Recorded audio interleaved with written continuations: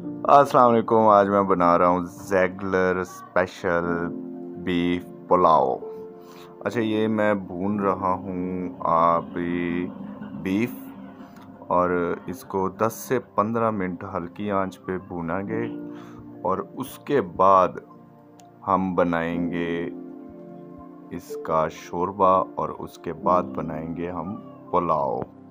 लें जी, अब शोरबा शोरबा तैयार है। इसमें चावल डाल रहे हैं। ये चावल डाल के और इसको हम तकरीबन 20 से 25 मिनट रखेंगे।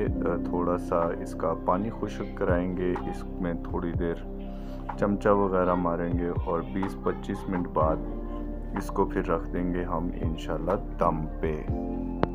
लें जी, पानी काफ़ी हद तक खुश्क हो चुका है और देखें, ये बहुत ही टेस्टी, बड़ी एक मुनफरिद रेसिपी है और बड़ा मुनफरिद पुलाव बनेगा ये।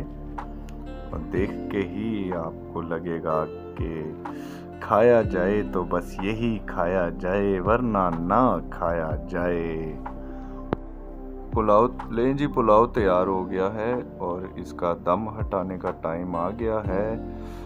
ये दम हट गया इसका। हाय हाय हाय हाय हाय, क्या बात है! देखें, इसका कलर देखें और इसका टेस्ट तो फिर कमाल ही होना है इसका। ये खाने से ही पता चलेगा।